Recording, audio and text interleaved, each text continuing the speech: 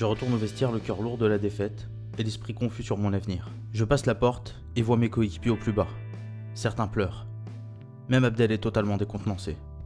J'ai du mal à souffler le brouillard dans ma tête et à savoir quoi faire pour les aider. Je traverse la zone des soldats blessés et file jusqu'au lavabo. Je me fous de l'eau sur le visage pour y voir plus clair. Puis relève la tête et me regarde dans le miroir au-dessus du robinet. Ce que mon cerveau ne me dicte pas, mon cœur doit le crier. Je retourne d'un pas décidé au milieu du sanctuaire. Oui, la défaite est dure et humiliante. Oui, nous n'avons pas été à la hauteur de l'événement. Et oui, nous avons de quoi être abattus. Mais nos plaies doivent être pansées et nos cicatrices nous rappeler nos erreurs. Nous devrons et nous allons rebondir. Nous allons travailler dur ensemble. Nous allons progresser. Car nous gagnons et perdons ensemble. Nos efforts vont payer à condition de les redoubler. Alors relevons la tête et regardons l'avenir. Et dès lundi, retournons humblement, dignement et conquérants, vider nos tripes et verser la sueur sur le terrain. Ici et maintenant, faisons-nous la promesse de ne plus jamais être défaits, sans lutter, ni montrer de quoi nous sommes capables. Gilles, qui vient d'entrer, me prend par l'épaule et encourage l'équipe à former un cercle autour de moi. Il invite en son centre Abdel, notre capitaine.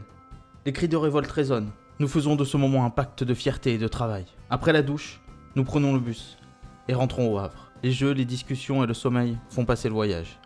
Arrivé à destination, chacun rentre en son bercail. Et de mon côté, je passe une soirée tranquille en famille. La journée de dimanche se passe calmement. Et j'en profite pour faire mes devoirs.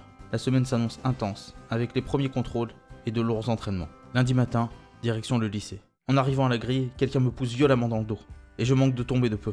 Je me retourne et vois Manon, furieuse. Elle n'arrête pas de crier. Pourquoi ? En tentant de me frapper.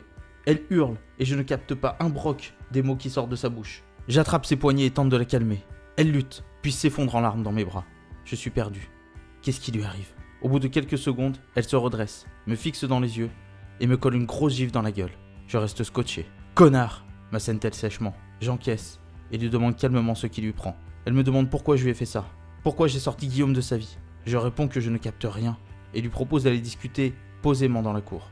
Elle accepte et nous installons sur un banc. D'après ses dires, samedi soir, Guillaume a reçu un coup de fil de l'entraîneur adjoint des U17 du PSG. Ce dernier lui explique qu'il connaît sa situation, ainsi que celle de Steven, et lui propose de rebondir à Paris. Il l'a donc incité à rejoindre son club, avec son acolyte, et ils ont accepté. Hier, Guillaume est donc passé chez Manon pour rompre, en lui racontant l'appel de la veille, et glissant dans la conversation que c'est moi, qui ai conseillé au coach adjoint de la capitale, mes deux, désormais anciens, coéquipiers. Je n'en reviens pas, et reste bouche bée. Quel enfoiré ! Après un instant de réflexion, je lui donne ma version. Elle m'écoute jusqu'au bout et rétorque qu'elle ne me croit pas. Je lui propose de prendre son temps et reste à sa disposition pour en reparler. La cloche sonne, nous partons en cours. Après une journée chargée en émotions, je vais à l'entraînement. La séance est rude, avec des ateliers de travail individuels, par poste, puis des phases de mini-jeux en nombre réduit. Nous nous donnons à fond, galvanisés par la volonté d'offrir dès le week-end prochain la première victoire à nos supporters. Après 2 heures intenses, nous filons éreintés sous la douche.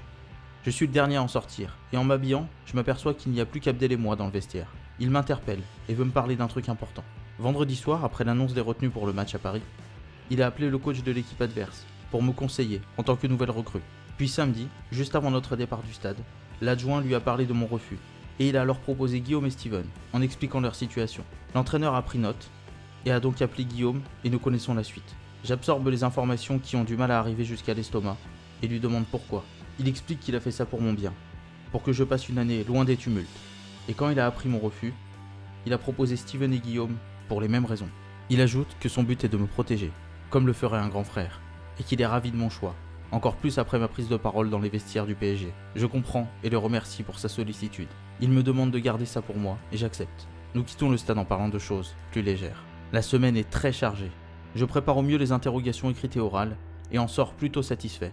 Je me donne à fond aux entraînements et suis récompensé par une place de titulaire pour le match samedi contre Amiens. Le rendez-vous avec la victoire est pris. Ma routine de pré-rencontre effectuée, je pars au stade avec mes parents. Ma sœur y va avec des copines à elle. La causerie nous transcende. Je suis motivé comme jamais. Dès les premières minutes, nous dominons en nous accaparant la possession. Le ballon tourne bien et à la 5e minute, je déborde côté droit, crochette, centre et notre attaquant marque de la tête. Après le but, nous ne nous relâchons pas et montons d'un cran pour mettre encore plus de pression. 8e minute, 1-2 entre Abdel et Jérémy. Le premier buteur, frappe de 20 mètres et 2-0. Abdel vient d'accrocher une lucarne magnifique. Nous sommes de vrais morts de faim et le public nous porte. Nous nous créons des occasions, mais le gardien Picard et les montants nous barrent la route du 3-0. Juste avant la mi-temps, Abdel me donne la balle au milieu de terrain. et le festival à la Messi commence. Je zigzague, effaçant un par un mes adversaires, jusqu'à mettre un râteau au gardien pour marquer dans le but vide. Mon génie et ma folie ont parlé, d'après Abdel. Nous inscrivons 2 buts de plus en seconde mi-temps et terrassons Amiens 5-0. Notre joie est au centuple de la déception que nous avons connue après la fessée parisienne. Le vestiaire est en liesse, nous chantons, dansons, célébrons comme il se doit notre premier succès. Notre saison est lancée et on va rien lâcher. En sortant du stade pour rejoindre mes parents, une voix légère m'interpelle. C'est Manon. Elle me félicite pour mon match et me dit qu'elle a réfléchi. Elle a envie qu'on redevienne amis et complices, comme avant. Je l'écoute, la remercie et lui dis que je vais prendre la soirée pour y penser. En me dirigeant vers la voiture, je commence déjà à cogiter. Dois-je repartir sur de bonnes bases avec la blonde pour qui je craque, ou tourner la plage et l'oublier? Faut-il que je continue ma route, avec ou sans Manon? C'est à vous de décider, dans les commentaires.